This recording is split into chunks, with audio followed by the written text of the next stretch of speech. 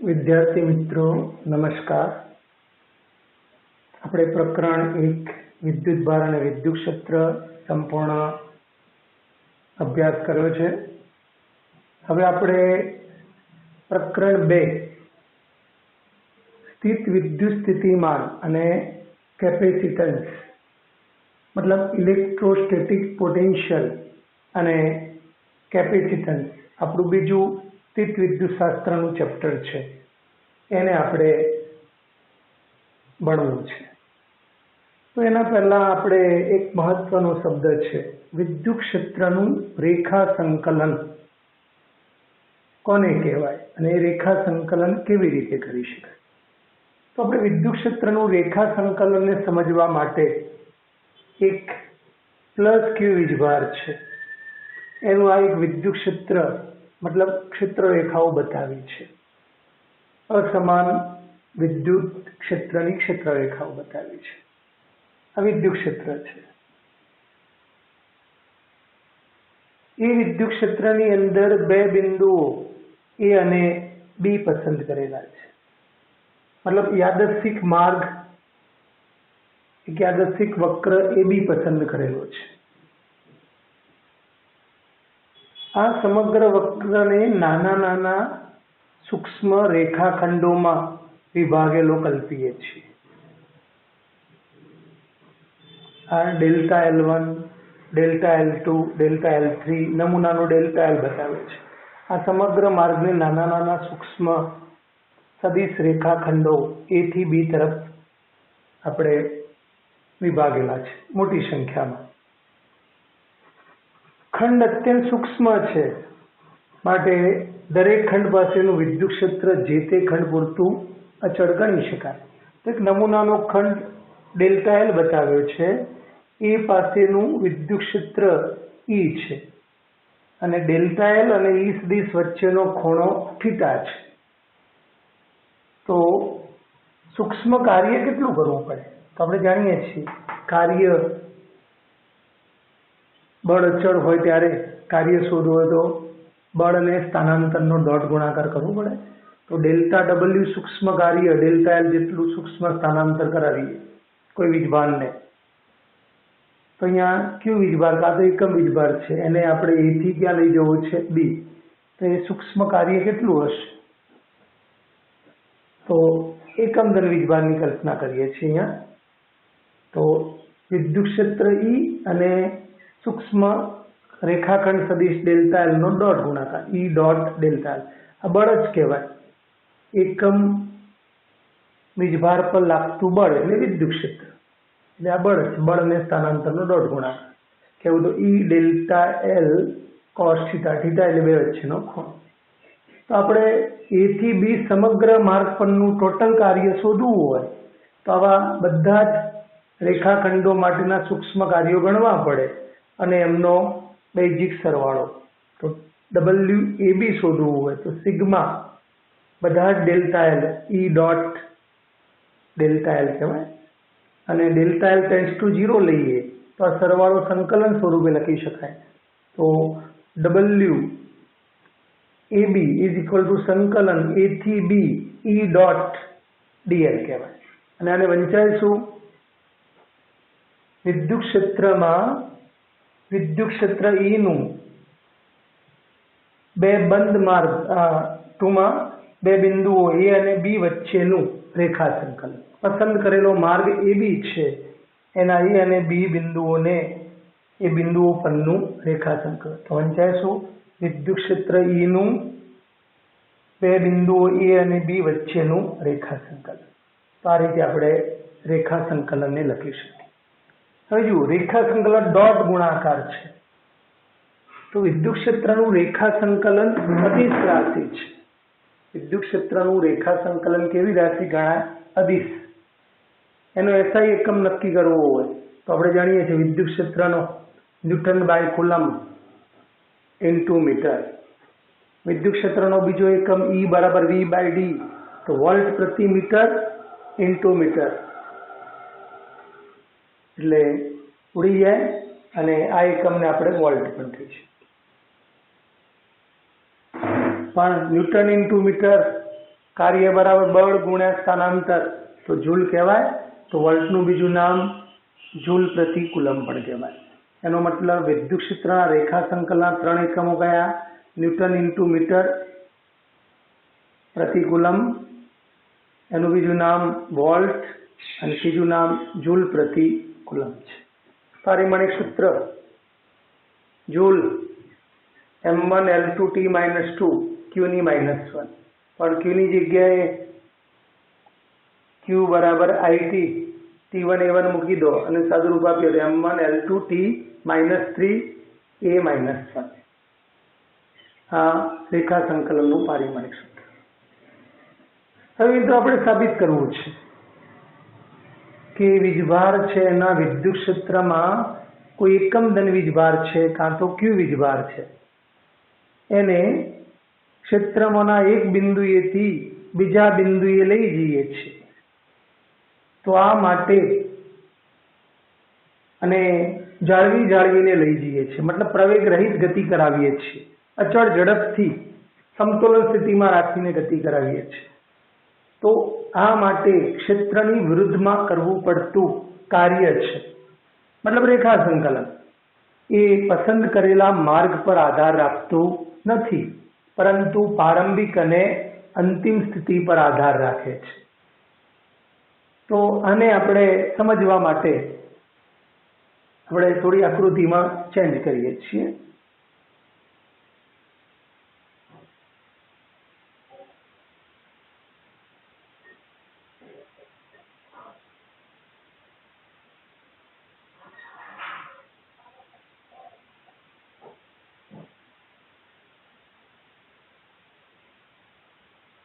ચલો, પ્લસ ક્યુ વીજભાર છે એની વિદ્યુત ક્ષેત્ર દોરેલું છે.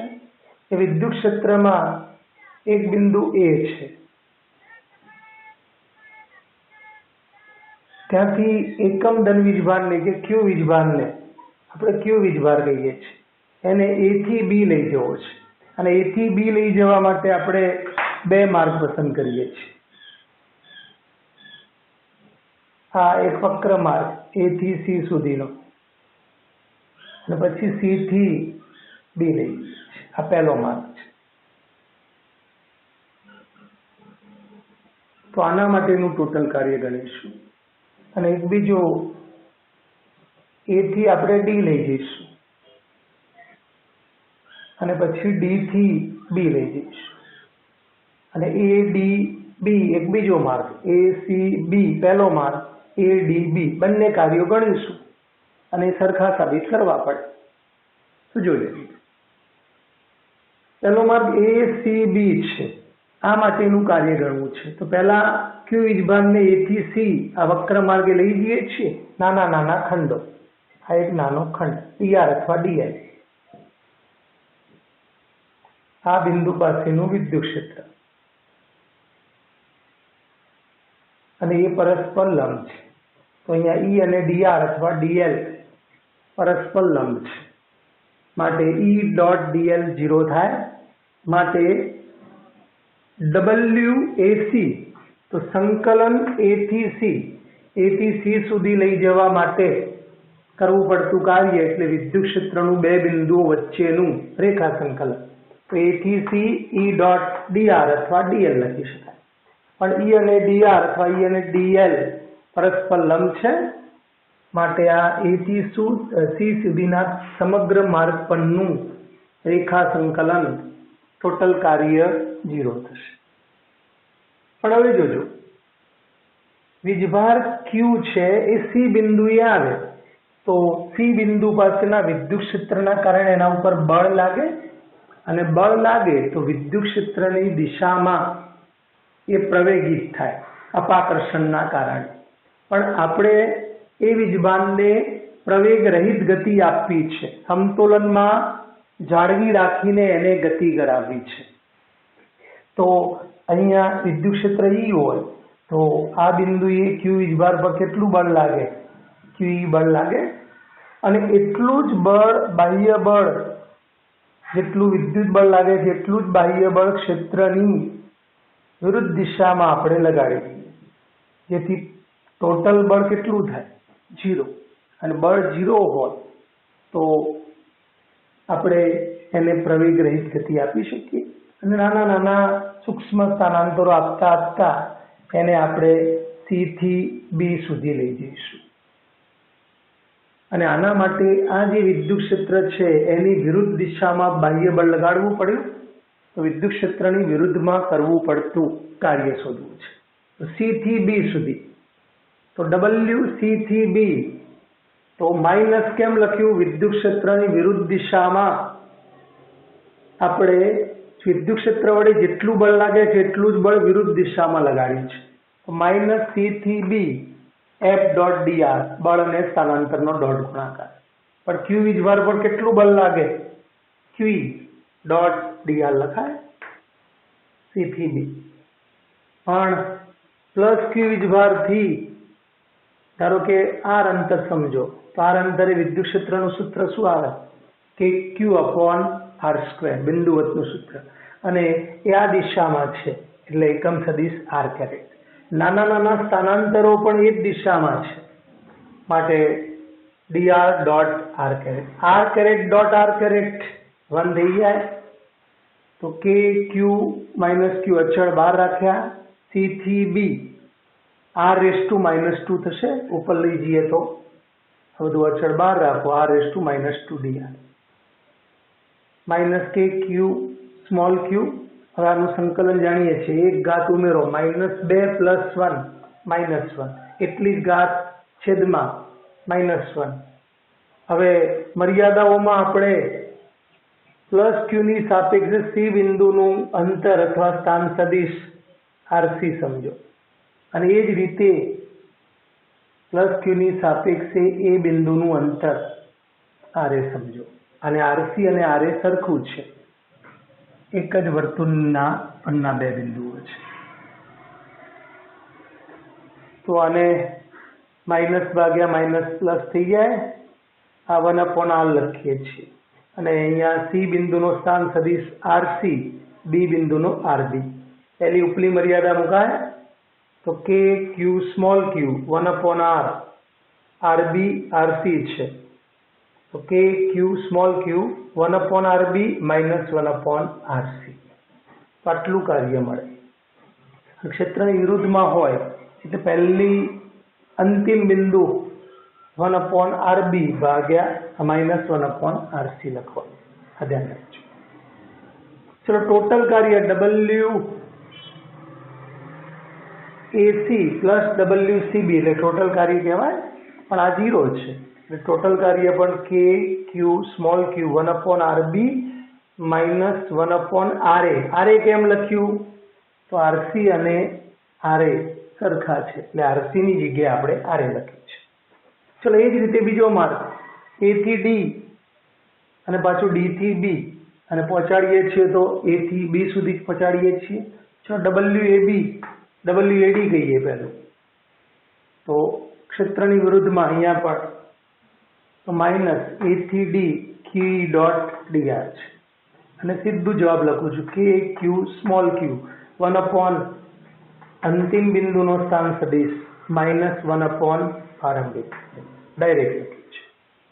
પણ તમે જોઈ શકો છો આરડી અને આરબી સરખું છે એટલે આપણે આરડી ની જગ્યાએ આરબી મૂકી દીધું, 1/rb -1/r. ડબલ્યુડીબી અહીંયા ઈ અને ડીએલ નાના નાના ખંડો અને વિદ્યુત ક્ષેત્ર પરસ્પર લંબ થાય એટલે દરેક નાનું રેખા સંકલન એટલે ટોટલ રેખા સંકલન 0 થાય. તો ડી થી બી ઈ ડોટ ડીઆર 0 છે કારણ ઈ અને ડીઆર લંબ છે. તો ડબલ્યુએડીબી બરાબર ડબલ્યુએડી પ્લસ ડબલ્યુબીસી, પણ આ બીસી બીડી 0 છે તો ડબલ્યુએડી જેટલો જવાબ આવે કે ક્યુ સ્મોલ ક્યુ 1/rb -1/ra. આરડી ની જગ્યાએ આપણે આરબી મૂક્યું છે. આ નંબર 2.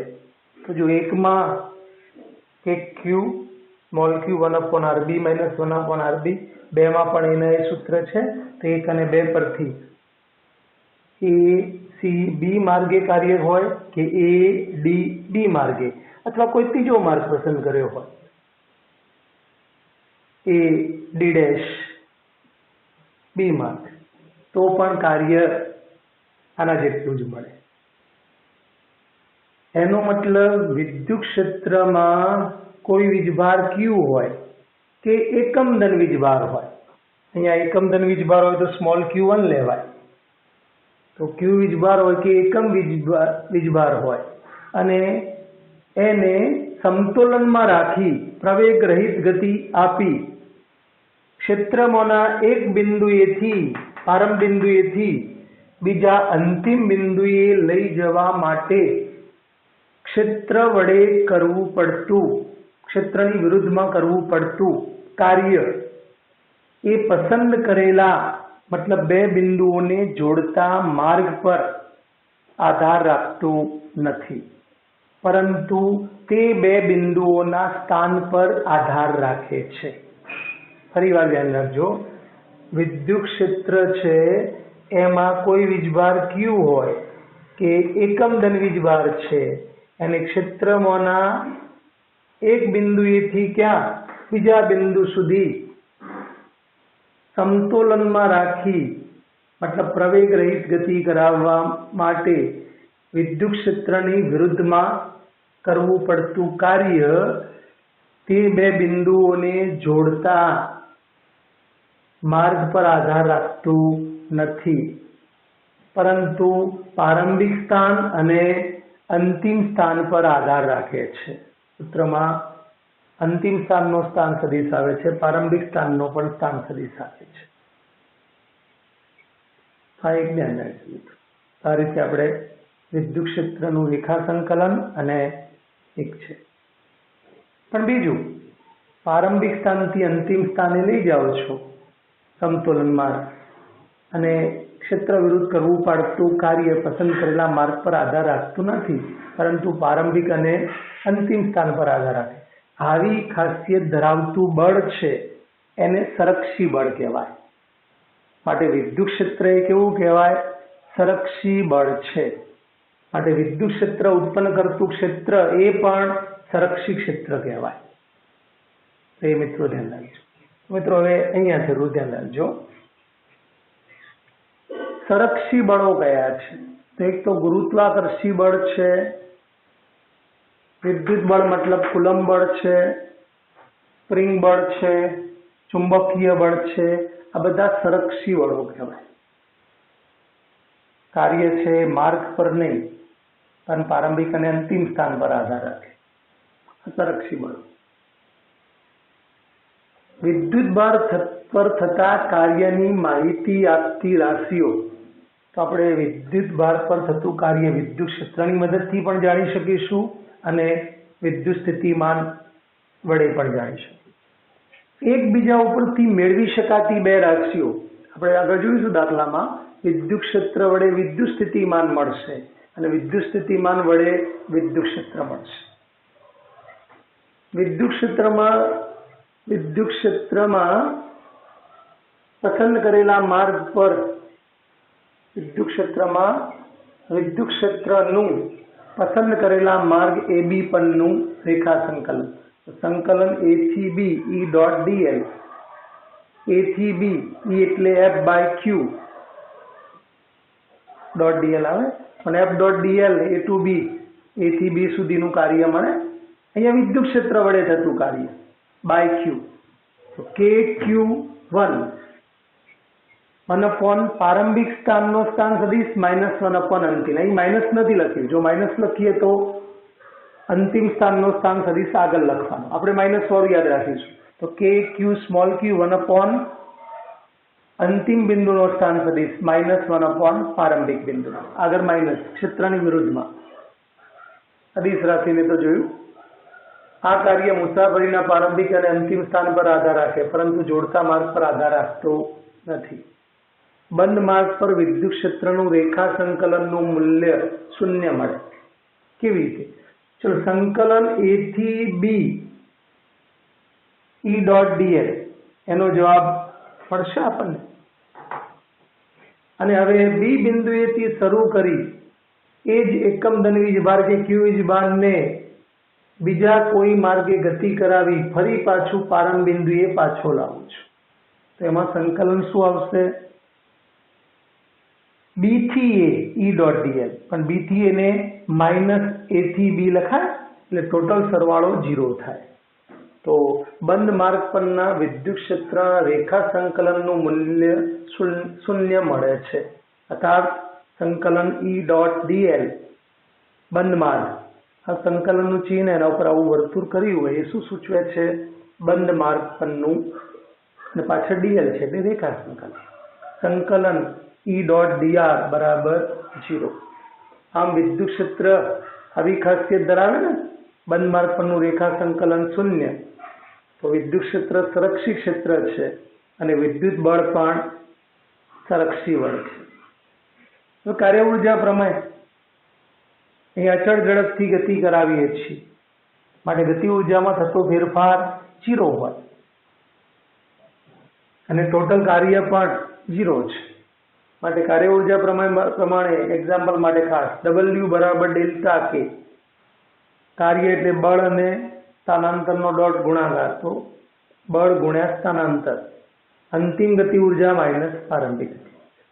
પણ અહીંયા કયું બળ લાગશે? વિદ્યુત ક્ષેત્રના કારણે ટેપ તરીકે QE ડોટ મતલબ QED ફાઇનલ માઇનસ ઇનિશિયલ. પ્રારંભમાં સ્થિર હોય તો પ્રારંભિક ગતિ ઉર્જા 0. બીજું W બરાબર ડેલ્ટા કે, પણ W એટલે Q into delta V. Delta V એટલે વિદ્યુત સ્થિતિમાનનો તફાવત, જે આગળ આપણે સમજીશું. બરાબર ડેલ્ટા કે Q વિદ્યુત સ્થિતિમાનનો તફાવત એટલે અંતિમ બિંદુનું વિદ્યુત સ્થિતિમાન માઇનસ પ્રારંભિક બરાબર કે ફાઇનલ માઇનસ કે ઇનિશિયલ. તો આ રીતે આપણે મહત્વનું, મિત્રો આટલામાં બહુ ઇમ્પોર્ટન્સ નથી, પણ ખાસ ક્ષેત્રની વિરુદ્ધમાં કરવું પડતું કાર્ય, એનો સંકેત કેવી રીતે લખાય અને એ બધું ધ્યાન રાખવાનું છે. તો નવું ચેપ્ટરનો આગળનો ભાગ, બીજું લેક્ચર છે, આપણે આગળ વિચારીશું. એમાં પણ મહત્વનું વિદ્યુત સ્થિતિમાન અને વિદ્યુત સ્થિતિમાનનો તફાવત અને એને લગતા એક્ઝામ્પલની વાત કરીશું.